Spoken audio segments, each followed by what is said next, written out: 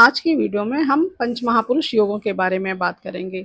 बहुत से लोग पंच महापुरुष योगों को राजयोग की श्रेणी में रखते हैं, यानी राजयोग की कैटेगरी में रखते हैं।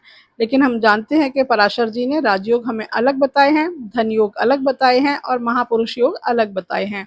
हम जानते हैं राजयोग हमें धन की प्राप्ति कराते हैं, राजयोग हमें मान सम्मान की प्राप्ति कराते हैं, धन योग हमें धन की प्राप्ति कराते हैं और महापुरुष योग हमें किसी न किसी फील्ड में यानी किसी न किसी क्षेत्र में महानता हासिल कराते हैं, यानी महारत हासिल कराते हैं। हम किसी न किसी क्षेत्र के महारथी हो सकते हैं।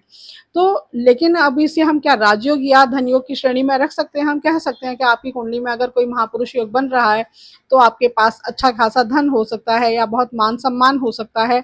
तो हम कहेंगे नहीं, क्योंकि अगर हम ये कहते हैं कि हम जिस भी फील्ड के एक्सपर्ट हैं, यानी जिस भी प्लैनेट के द्वारा हमारे चार्ट में महापुरुष योग बन रहा है, अगर वो महापुरुष योग बनाने वाला ग्रह किसी ना किसी राजयोग में या धन योग में सम्मिलित है, इन्वॉल्व है, तो हाँ, हम ये कह सकते हैं कि हम अपनी उस हुनर से, अपने उस टैलेंट से हम मान सम्मान या धन की प्राप्ति कर सकते हैं। लेकिन हमारे उस ग्रह को, महापुरुष योग बनाने वाले ग्रह को किसी न किसी राजयोग या धन योग में सम्मिलित होना पड़ेगा। सिर्फ महापुरुष योग बनाने से वो हमें धन या मान सम्मान की प्राप्ति नहीं करा सकता। हाँ, ये ज़्यादातर चांस होते हैं कि शायद ऐसा हो जाए, क्योंकि हमने कहा कि वो केंद्र में स्वराशि या उच्च का है। तो आप उस फील्ड के एक्सपर्ट हो सकते हैं जिस प्लैनेट द्वारा वो योग बन रहा है। जैसे कि हम जानते हैं कि हम मरकरी को इंटेलिजेंस का कारक मानते हैं, तो आप अगर आपकी कुंडली में भद्र नाम का योग बन रहा है, यानी मरकरी आपकी कुंडली में 1, 4, 7, 10 हाउस में से किसी भी हाउस में स्वराशि या उच्च का होकर बैठा है, तो हम ये कहेंगे आप बहुत ज़्यादा इंटेलिजेंट होंगे, बहुत विजनरी होंगे, दूरदर्शी होंगे, आप बिजनेस माइंडेड होंगे, आपकी कैलकुलेशन बहुत अच्छी होगी, आप इन चीज़ों में बहुत एक्सपर्ट होंगे। लेकिन इनके थ्रू आप पैसा भी कमा पाएंगे या नहीं, या ये चीज़ें आपको मान सम्मान भी दे पाएंगी या नहीं, इसके लिए ज़रूरी है कि आपका मरकरी किसी न किसी राजयोग या धन योग में इन्वॉल्व हो। इसी तरीके से अगर मंगल से बनने वाले योग की बात करें तो उसे रोचक नाम दिया गया, कहा गया कि मंगल से बनने वाले महापुरुष योग को रोचक कहते हैं। और रोचक योग में जो व्यक्ति का जन्म होता है उसके अंदर मंगल के ट्रेड्स होते हैं। मंगल का हम जानते हैं वो फिजिकली बहुत स्ट्रेंथ को दिखाते हैं, लीडरशिप क्वालिटी को दिखाते हैं, करेज को दिखाते हैं। तो हम कह सकते हैं हाँ, जिसके चार्ट में रोचक नाम का योग बन रहा होगा वो व्यक्ति बहुत ज़्यादा करेजियस होगा, फिजिकल स्ट्रेंथ भी उसकी बहुत अच्छी हो सकती है और इसी तरीके से उसके अंदर एक लीडरशिप क्वालिटी हो सकती है। वो किसी भी काम को दूसरों से कराने में एक्सपर्ट हो सकता है कि दूसरों से हमें कोई काम कैसे निकलवाना है या बनवाना है।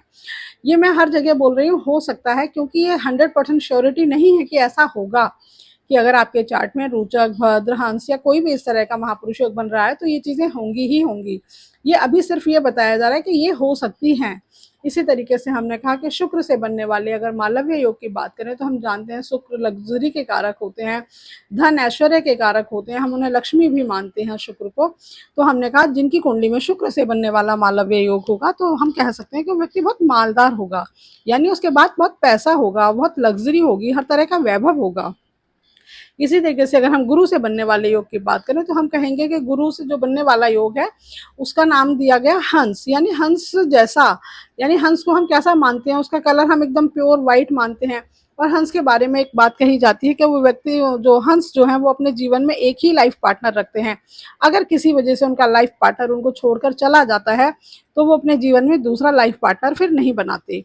तो इसका मतलब है, कहा गया कि वो व्यक्ति जो हंस नाम के योग में जिनका जन्म होता है वो व्यक्ति बहुत प्रेम करने वाले होते हैं और बहुत वफादार होते हैं। इसलिए शायद ये कहा जाता है कि जिनके भी चार्ट में 1, 4, 7, 10 हाउस में यदि जुपिटर प्लेस्ड होते हैं तो वो व्यक्ति बहुत ही ज़्यादा विश्वास पात्र होता है, यानी आप उसके ऊपर आंख बंद करके विश्वास कर सकते हैं। तो हंस नाम के योग वाले, और जब जैसा कि हम जानते हैं कि गुरु उसके धर्म के कारक होते हैं, विजडम के कारक होते हैं, तो व्यक्ति बहुत वाइज पर्सनैलिटी होता है और धर्म को पालन करने वाला होता है। हम जानते हैं कि धर्म हम अपनी जिम्मेदारियों को कहते हैं, जो भी हमारी जिम्मेदारियां हैं उन्हें वो बहुत अच्छे से निभाने की पूरी कोशिश करता है जो भी व्यक्ति हंस योग में पैदा होता है। इसी तरीके से अगर हम शश नाम के योग की बात करें तो जो शनि से बनने वाला योग है, हम जानते हैं शनि जनता को रिप्रेजेंट करते हैं। तो कहने का मतलब है कि जिसकी भी कुंडली में शश नाम का योग बन रहा होगा उसे जनता का बहुत सपोर्ट मिलता है। इसलिए कहा गया कि जो व्यक्ति शश नाम के योग में पैदा होते हैं वो किसी न किसी गांव के मुखिया, सरपंच, इस तरीके से किसी न किसी ऐसे पद पर होते हैं जिस पद को हासिल करने के लिए लोगों के सपोर्ट की जरूरत होती है।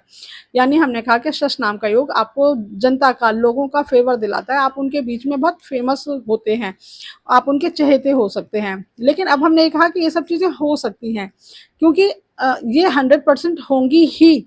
इसके लिए ज़रूरी है कि वो प्लैनेट, जिस भी प्लैनेट से हमने महापुरुष योग की बात कही है, वो किसी भी तरीके से पीड़ित नहीं होना चाहिए। क्योंकि जब भी किसी योग के बारे में बात कही जाती है, वो सिर्फ ये महापुरुष योगों की बात नहीं है, वो किसी भी तरह का कोई भी योग आप कह रहे हैं, चाहे राजयोग कह रहे हैं, धन योग कह रहे हैं, या और किसी तरह के योग की बात कर रहे हैं, तो हर योग में हमें ये देखना है कि वो एक शुभ प्रभाव वाले योग की बात कही गई। यानी जो भी लक्षण बताए जाते हैं, जो भी चीजें बताई जाती हैं, वो बताई जाती हैं कि उस योग पर किसी भी तरह की अफ्लिक्शन नहीं है।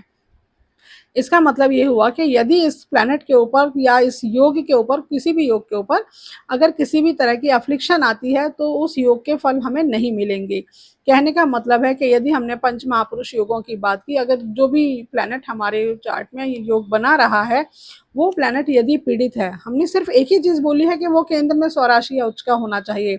अगर वो पाप ग्रहों के साथ बैठा है, वो डिग्री वाइज बहुत वीक है, वो अस्त है, वो वक्री है, वो ग्रह युद्ध में हारा हुआ है, इन सारी कंडीशंस की बात नहीं बोली यहाँ पर। अगर इनमें से कोई भी कंडीशन उनके ऊपर लगती हैं, या कहिए कि ज़्यादा से ज़्यादा इस तरह की कंडीशन लगती हैं, तो हम ये कहेंगे उस योग के कोई प्रभाव देखने को नहीं मिलेंगे। जितना ज़्यादा वो ग्रह पीड़ित होता चला जाएगा, उतने ही उस ग्रह के प्रभाव नेगेटिव होते चले जाएंगे। तो जब भी हम किसी योग की बात करें, तो हमें उसके ऊपर पड़ने वाले प्रभाव को ज़रूर देखना है।